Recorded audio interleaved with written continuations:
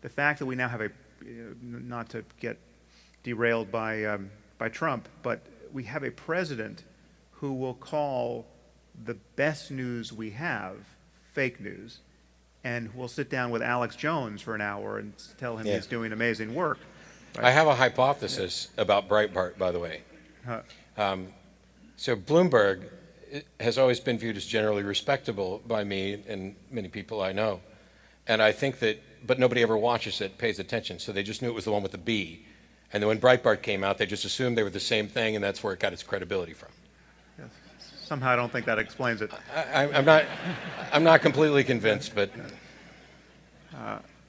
But it is the fact that confirmation bias and the fact that our epistemology, just the totality of our fact-checking and reality testing and truth claim forming is now hostage to politics in this way, left and right. I mean, some of the most egregious violations now are on the left, and that's why so many of us who are liberal spend a lot of time. I mean, I've certainly spent too much time criticizing the right and criticizing Trump in particular. I think I've exhausted the patience of everyone, even the people who agree with me, in terms of how often I touch the topic of Trump. But I do spend as much time worrying about the excesses on the left, because the left is where we have to get this right?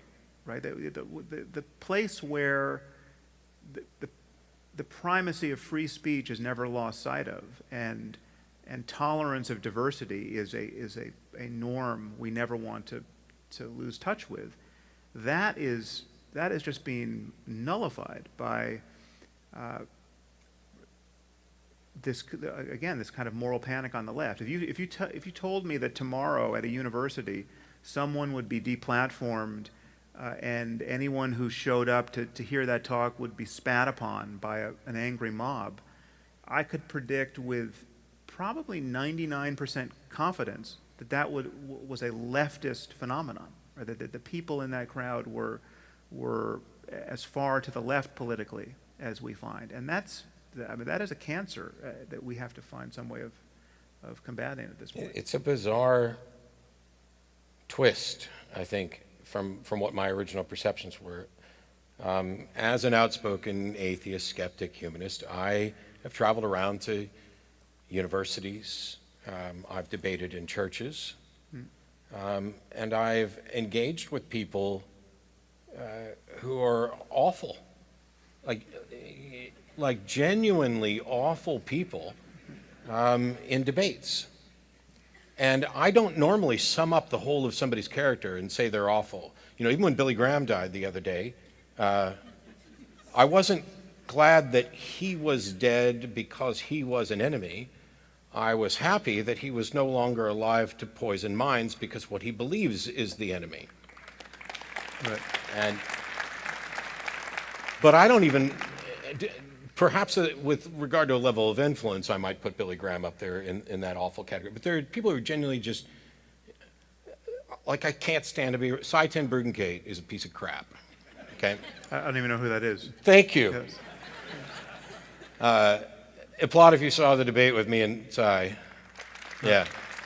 Cy is an annoying presuppositionalist who doesn't even know what he's talking about and genuinely has a problem with women and respect and all sorts of stuff. Not worth your time, ever. Okay, well, You're welcome. Just saved me some time that I don't have. But so recently we announced, actually both of us are doing events with Jordan Peterson. Right. Mine's in April in Toronto.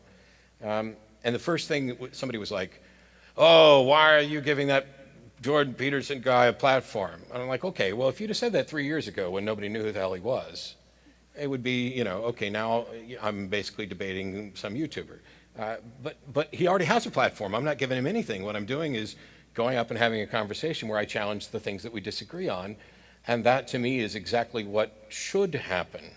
And so when I hear about, oh, we don't want that at our campus, there are subjects and individuals where I can completely understand why campuses wouldn't want that person there.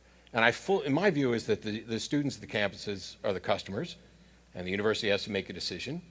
And if that's what is decided as this is not acceptable at our university, fine. And you'll reap the repercussions of that. I don't necessarily think that a university or a church or any place that's not just like a public venue owes someone a podium.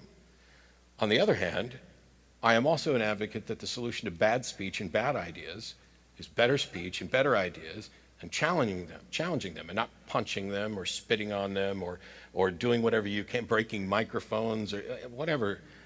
It's just, I could never do that. And it frustrates me that people don't understand that the protections of free speech to come and say things that are unpopular are the very things that they depend on when they want me to come speak at their university, when they want you to come speak. And it becomes this cliquish, how are we going to decide who gets to speak? Well, let them all speak. Yeah. Sometimes the audience isn't going to show up.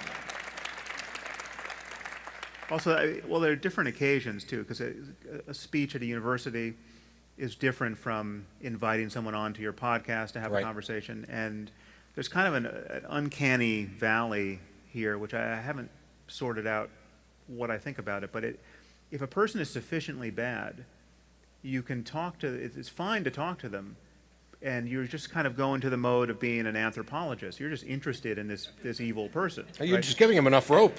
But no one in your audience would say you've given a platform to Charles Manson or Ted Bundy, or like if you can get an interview with a serial killer, well, why not do it? It's an interesting conversation to have, right? You just won my wife's heart. Yeah. She's fascinated with serial killers and interviews with them. And right. So I mean, I've often thought like it would be interesting to sit down with the Unabomber and have a conversation, right? Because he's probably nuts, but he also is smart and nuts, and he has all of these weird ideas, which I mean, perhaps you recall his manifesto. Many people have put sections of that in blog posts or in books, leaving off the author or putting the author. You don't find out the author's name until you've turned the page.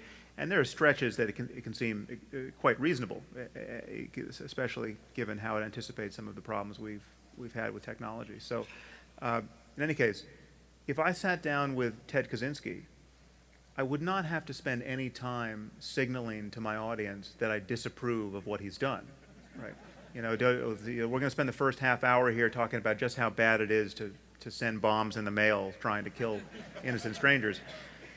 But if the person isn't nearly that bad, if they're just somebody who has shady views, then the onus is on you, the interviewer, to spend a lot of time describing just how repugnant you consider their views to be. And it's a real challenge because we all know people who get the balance wrong and get penalized for just who they were willing to talk to. And I've made some, I've been public about this. There's some people who have said, I see no reason to have on my podcast, but even though many people online say they want me to talk to them, because I don't actually consider them kind of morally serious interlocutors, but it's Is that why you haven't had me on yet? It's a hard balance to find. What was that? I said, is that why you haven't had me on yet? No, you've been on. You perhaps weren't aware of it, but it is frustrating. I've used your audio on my podcast. Wow. You've been on there. It is frustrating, though, because one of the things I despise is the very idea that I need to use a disclaimer all the time. So I think people get frustrated, but I know I do. The following views expressed do not represent blah, blah, blah, blah, blah, blah. That shouldn't be required. And the mere fact that I'm having a conversation with someone who I would suspect most people would realize I disagree with, I may ask questions in order to elicit responses so that I can actually do a better job of pointing out where there are problems there. But merely asking the questions and allowing them to answer is on occasion being viewed as me giving them, you let that theist talk way too much. Yeah.